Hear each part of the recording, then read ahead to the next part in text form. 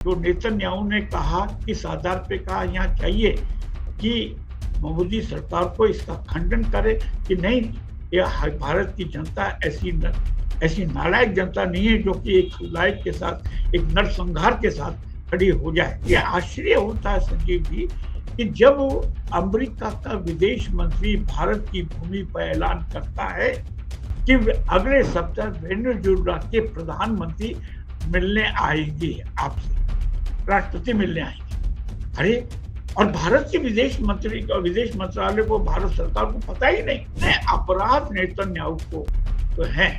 और इसके बावजूद जो आपने सवाल पूछा, बड़ा मौजूद सवाल है कि भारत सरकार, यानी ये कहूं कि श्री नरेंद्र मोदी वही है सरकार, खामोश क्यों? मोदी सरकार को चाहिए कि वो अपनी कायरता से उभरे और एक करारा जवाब बेंजामिन नेतन्याहू को भेजे।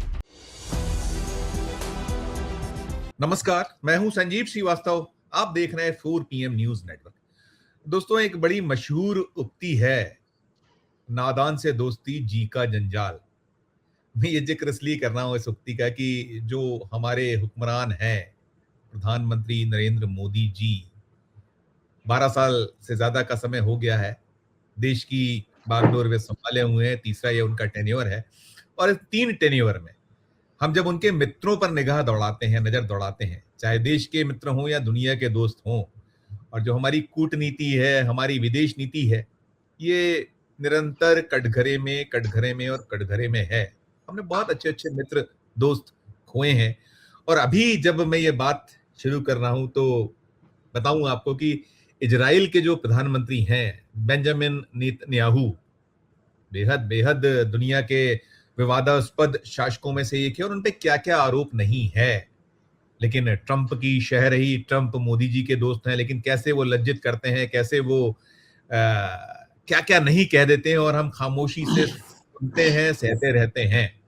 और ऐसी अब नेतन्याहू ने जो कहा है, नेतन्याहू ये फरमा रहे हैं कि जो मोदी है, भारत है, दमदार और मजबूत दोस्त है इजराइल का, और साथ में वे ये भी फरमा रहे हैं कि जो 140 करोड़ भारतीय हैं, देशवासी हैं, उनका जबरदस्त जबरदस्त समर्थन उन्हें हासिल है। नेतन्याहू को 140 करोड़ भारतीयों का समर्थन मिला हुआ है। कल्पना करिए, देश में जो हमारी सरकार है, 140 करोड़ देशवासियों का समर्थन तो उसके पास भी नहीं है। लेकिन है, बात है, मोदी जी के मित्र हैं, वो मोदी जी तो फादरलैंड कह के आई आए थे, क्या क्या वो कह रहे थे। तो ये जो है, इसके बाद जबरदस्त जबरदस्त तरीके से प्रधानमंत्री मोदी, उनकी पूरी टीम, सरकार, कुनबा, उसे ट्रोल किया जा रहा है, सवाल किए जा रहे हैं, प्रश्न किए जा रहे हैं।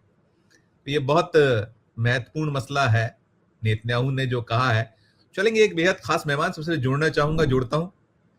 पहचान गए होंगे, रामशरण जोशी जी हैं, सीनियर जर्नलिस्ट। बहुत स्वागत सर, आपने वक्त निकाला, आभार, धन्यवाद जी।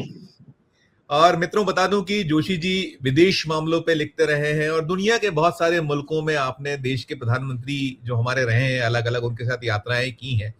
और देश की चाहे वो राजनीति हो, नब्ज हो, उसको पकड़ के रखना, उस पर कहीं उंगलियां फेरते रहना, अपनी टिप्पणियां करना, लिखना आप निरंतर करते हैं। और दुनिया की जो मैंने कहा कि विदेश नीति, विदेश मामलों पे, कूटनीति पे लिखते रहे।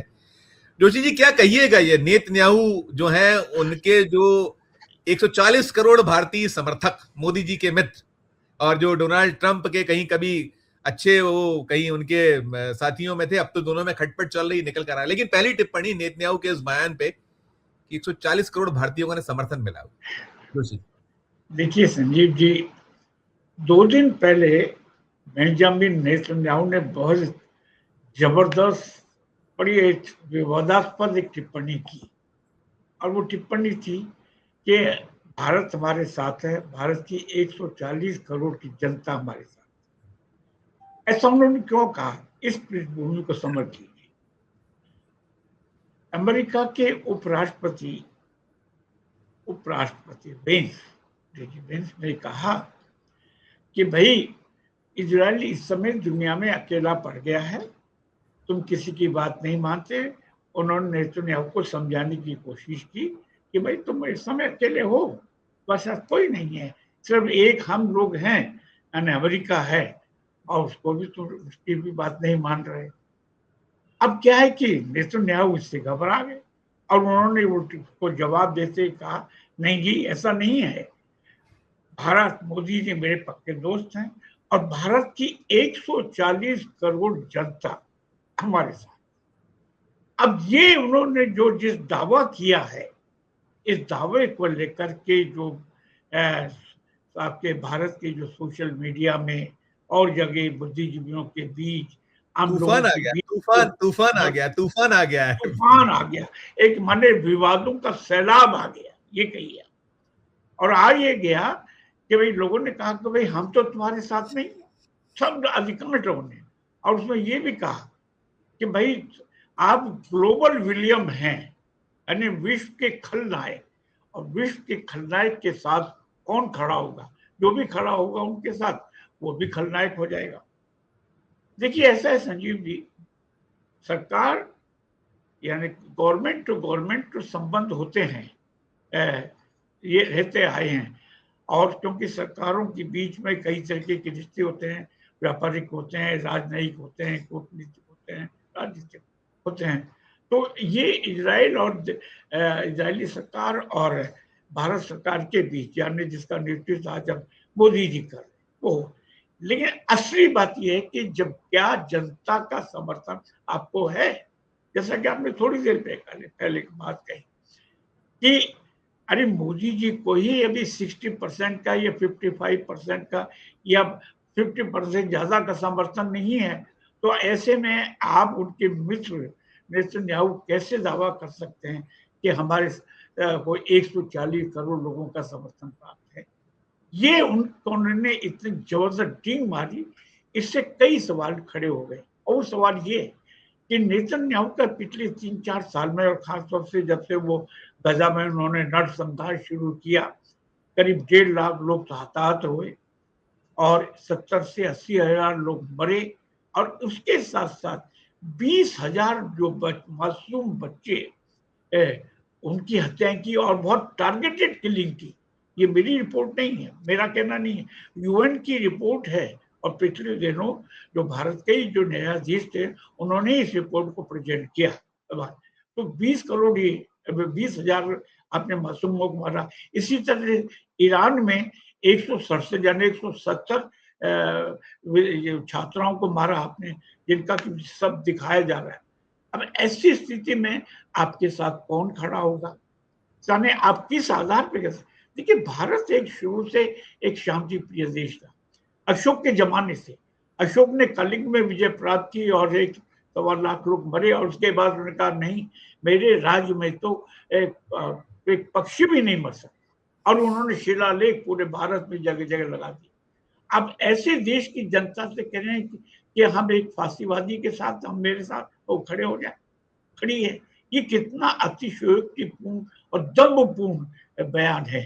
तो मेरा ये कहना है कि इसका रिफ्लेक्शन जो है, हमारे जो वर्तमान प्रधानमंत्री नरेंद्र मोदी, जो उनके लंगोटिया यार भी हैं, और पिछले दिनों उन्होंने वहां जाकर के वो भी, फरवरी का ही किस्सा है इसी साल का, कि उन्होंने वहां का प्रथम या आखिरी, वो उसके बाद कोई सर्वोच्च सम्मान प्राप्त किया, और 2 दिन के बाद लैंड ऑफ फादरलैंड भी कहा था, लैंड ऑफ हाँ, और फादरलैंड भी कहा। हम तो भाई, आप खुद ही कहते हैं, संघ परिवार ये मानता है हमारी तो मातृभूमि होती है, मदरलैंड होती है, और ये फादरलैंड कहाँ से नया शब्द आ गया?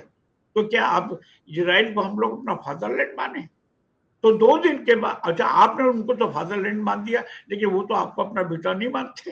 यानी 2 दिन के बाद उन्होंने ईरान पर हमला किया, और आपसे ये शेयर भी नहीं किया मोदी जी से कि देखिए हम ईरान पे हमला करने जा रहे हैं। तो ऐसी हालत के अंदर आप ये जो है इस तरीके का बयान, ये जो है आपके भारत की लीडरशिप पर इसका रिफ्लेक्शन पड़ता है, इसका प्रभाव पड़ता है। अगर मान लीजिए, होना तो ये चाहिए, तकाजा कूटनीति का तकाजा ये है कि प्रधानमंत्री मोदी जी स्वयं कहते हैं कि भाई आप ये कैसे दावा कर सकते हैं कि हमारे 140 करोड़ जनता का आपको समर्थन है, और किस आधार पे है?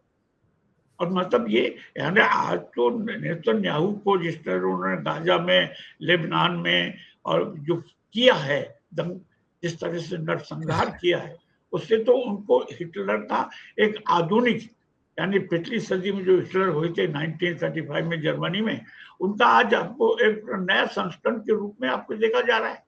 उसने तो खुल्लम खुल्ला, उसने तो बहुत क्या किया, आपने तो बहुत खुल्लम खुल्ला हर जगह नरसंहार किया। आपने सीरिया पे हमला किया, ईरान पे हमला किया, और इसके अलावा लेबनान पे हमला किया, सब जगह।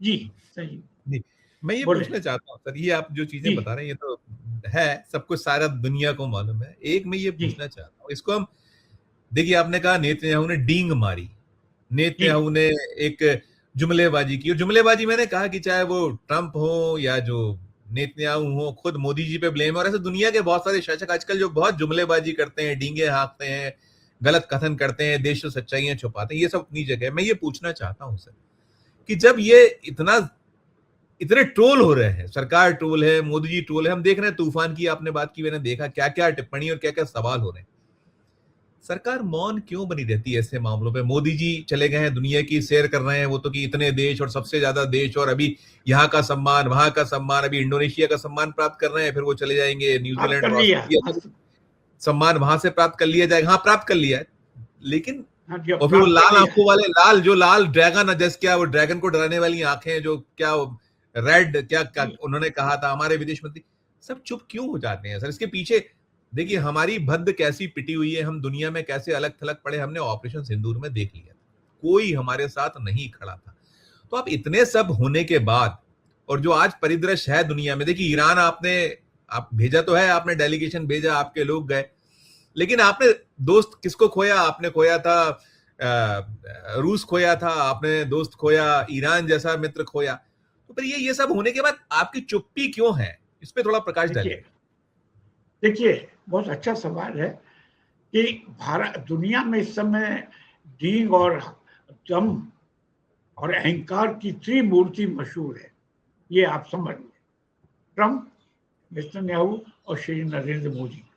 अब ये इत्तेफाक है या बहुत सिस्टमेटिक है इसके पीछे है, ये तो वही तीनों बता सकते हैं। लेकिन त्रिमूर्ति यानी इस कदर वाचाल है, दम भी है, क्या आप सोच नहीं सकते। अब कहा तो ये जाता है कि एक एपिस्टिन फाइल जो अमेरिका में खुली और उसमें कईयों के नाम उसमें दबे हुए हैं, और हमारे नेतन्याहू जो है बड़ी बहुत ही तरीके से वो ट्रंप को भी नचा रहा है और मोदी जी को भी नचा रहा है। तो क्यों कि मोसाद ने उस एपिस्टिन फाइल को प्राप्त कर लिया, और वो नेतन्याहू के पास। आप तो जानते हैं कि नेतन्याहू के खिलाफ इजराइल में एक जबरदस्त प्रदर्शन होता है लगातार, और उनको हार का, क्योंकि सितंबर या अक्टूबर या नवंबर में वो चुनाव होने वाले हैं और वो हारने वाला है। यानी ट्रंप ने तो यहाँ तक कहा है कि अगर हम आपका साथ नहीं दें तो आपको जेल भेजा जाएगा, और ट्रंप ने तो वहां के राष्ट्रपति से कहा कि उनको माफ कर दो। यानी इतने अपराध नेतन्याहू को तो हैं, और इसके बावजूद जो आपने सवाल पूछा, बड़ा मौजूद सवाल है कि भारत सरकार, यानी ये कहूं कि श्री नरेंद्र मोदी वही है सरकार में, खामोश क्यों है? ये खामोशी बहुत नई नहीं है। 12 साल से अगर हम आप गिने तो एक तो उन्होंने कभी भी प्रेस कॉन्फ्रेंस नहीं की, चाहे वो 2016 की नोटबंदी का सवाल हो, और इसके बाद चाहे वो कोविड का समय हो, उसमें भी लाखों लोग मरे, उस पर भी उन्होंने कोई प्रेस कॉन्फ्रेंस नहीं की। इसके बाद आप देखिए कि आपने पाकिस्तान के साथ 2019 में जो हुआ और वो विस्फोट हुआ, उसमें हमारे कई सीआरपी के लोग मारे गए, उस पर भी आपने सवाल नहीं खोला। इतना ही नहीं, हमारे डोनाल्ड ट्रंप ने कहा कि भाई वो तो ऑपरेशन सिंदूर हमने रुकवाया है, और एक बार नहीं 60-70 बार वो कह चुके हैं अब तक पिछले 2-3 सालों में। आपने एक बार भी उसका उन्होंने उन्होंने उन्होंने उन्होंने उन्होंने ये भी कहा है कि मैं चाहूं तो आपका कैरियर तबाह कर सकता हूं, ये भी मैं कहा। आ रहा हूँ उसी पे आ रहा हूँ कि आपने उसका एक बार भी खंडन नहीं किया।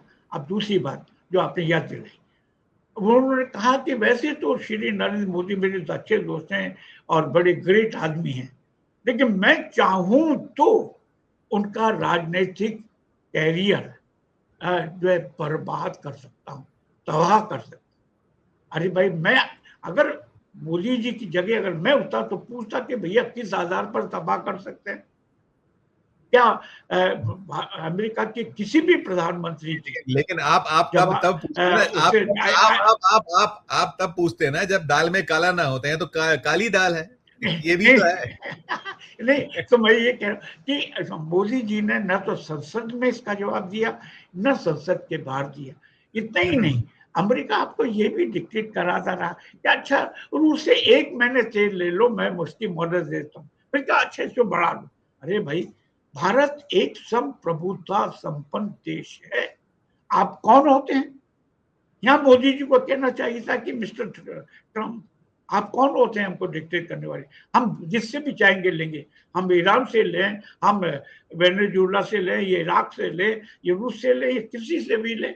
आप इसके साथ साथ चीन के साथ भी जो आपकी तकरार हो रही है लगातार, और चीन, ये अरुणाचल के पिछले दिनों आदमियों ने कुछ कहा, वहाँ के स्थानीय आदिवासियों ने कहा कि देखिए चीन ने अरुणाचल के सीमा के अंदर अपनी घुसपैठ कर ली है और वो अपनी वहाँ पे ठिकाने बना रहा है, और आपने उसका भी खंडन नहीं किया। और यही बात लेपर भी उठी थी, वहाँ का भी आपने खंडन नहीं किया। तो मोदी जी, इससे काम कैसे चलेगा? तो ये, तो मैं कह रहा हूँ आपकी जो फॉरेन पॉलिसी है एक निश्चित रूप से एक तरफा हो गई है। ऐसा भारत में 1952 से लेके कभी नहीं हुआ था।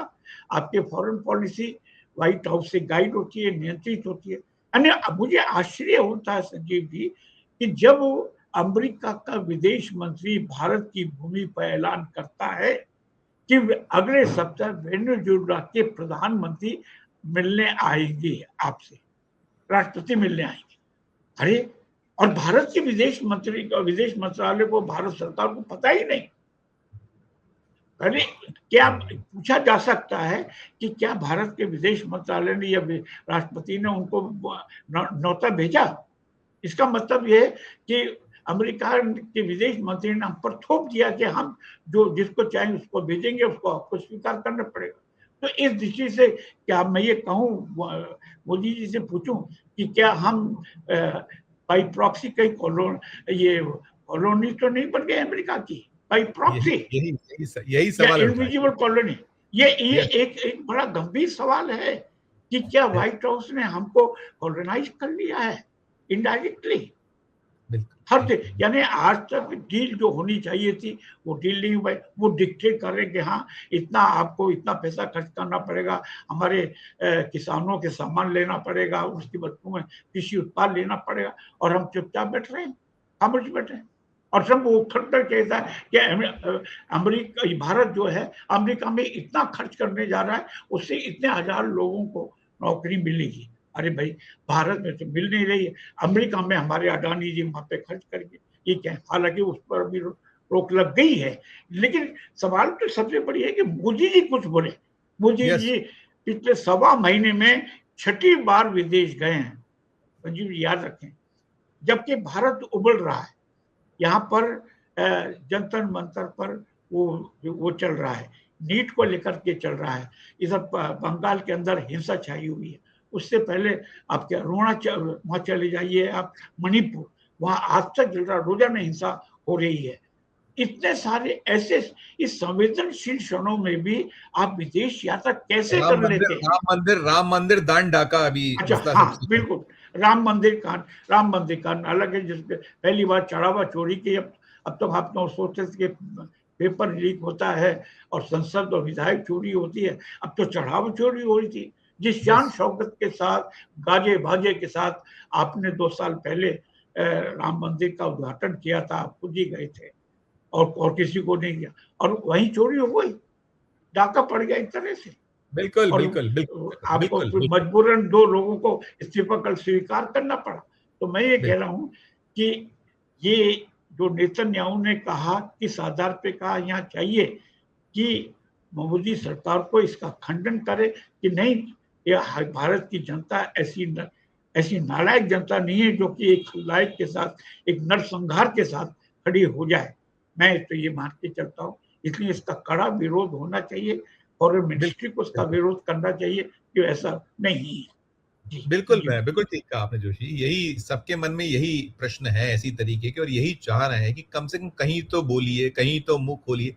किसी मामले पर नहीं बोलना है, किसी मसले पर नहीं मुंह खोलना, और अंतर्राष्ट्रीय जब मसला हो तब तो पहली जरूरत बनती है, पहली कोशिश होनी चाहिए कि हम तत्काल उसको करें। लेकिन ये जो सरकार है, अजीब सी सरकार है। और दूसरा, आपने जो कहा, मुझे लगता है अभी जब आएगा चुनाव तो अभी आपको अक्टूबर, नवंबर, दिसंबर के बाद में वो सभाएं शुरू होंगी, उसमें फिर वो जो होती है जुमलेबाजी और जिस तरह का वो दृश्य आएगा, और उन्हें पता है, देखिए अब तो पैमाना ये है कि इतना सब कुछ हो रहा है फिर भी जनता हमें चुन रही है, जिता रही है, क्योंकि ज्ञानेश कुमार है, सरकारी जो मशीनरी तंत्र आपके साथ है, आपके इलेक्शन कमीशन ऑफ इंडिया आपके साथ है, सब कुछ है आपके साथ में, ईडी है, सीबीआई है, तो हो जाएगा। और वही फिर आप देश को बता दिया जाएगा कि देखिए अगर हम ऐसा होता तो फिर ये थोड़ी हारते, उत्तर प्रदेश थोड़ी हारते, हम ये थोड़ी हारते, हम तो जीत कर आए हैं, जनता हमें चुन रही है। और विपक्ष नकारा है, निकम्मा है, गलत है और कुछ भी बोलता है, कुछ भी फैलाता है। शुक्रिया अदा करूंगा सर, ये सवाल बहुत गंभीर था। अंत में एक लाइन मैं कहूंगा, एक लाइन कि देखिए, ये बुद्ध और गांधी का देश है। हम किसी भी जीनोसाइड, जो जनसंहार जो कत्लेआम करता है, उसके साथ कभी भारत खड़ा नहीं होगा और भारत की जनता खड़ी नहीं होगी। इसलिए मोदी सरकार को चाहिए कि वो अपनी कायरता से उभरे और एक करारा जवाब बेंजामिन नेतन्याहू को भेजे। इसी से उनकी साथ बच सकती है, नहीं तो मैं ये मान के चलूंगा कि भारत एक कॉलोनी बनता जाए। नहीं, निश्चित है, कॉलोनी बन गया है सर, हम गुलामी की ओर बढ़ रहे हैं। यही एक जनरल हमें जिस तरह का सीन है उससे उत्पन्न होता है। और उन्हें कोई साख की चिंता नहीं, उन्हें तो साख केवल वहां लगती है कि चुनाव कैसे जीत लिया, मतलब यही साख उनकी, इसके अलावा कोई साख, कोई धाक, और सब मुलम्मा उतर चुका है। शुक्रिया अदा करूंगा, बहुत आभार, धन्यवाद, अच्छी चर्चा। दोस्तों, आप सुन रहे थे रामशरण जोशी साहब को, हम बात कर रहे थे नेतन्याहू का एक ऐसा बेतुका बयान, बेतुकी बात। 140 करोड़ भारतीय इजराइल के साथ, और हमारी सरकार खामोश, मौन, चुप है, एक शब्द उनके मुंह से नहीं निकल रहा। इस चर्चा में इतना ही। आप चर्चा सुनने के बाद जो राय रखते हो, टिप्पणी आपकी हो, जरूर हमारे इस वीडियो के कमेंट बॉक्स में राय प्रकट कीजिएगा, टिप्पणी दीजिएगा। और अच्छी लगे चर्चा तो चैनल को लाइक कीजिए, सब्सक्राइब कीजिए, ज्वाइन का बटन दबाइएगा तो हमारी हौसला अफजाई होगी। प्यार और में रखकर देखते रहिए 4 PM न्यूज नेटवर्क। धन्यवाद, नमस्कार।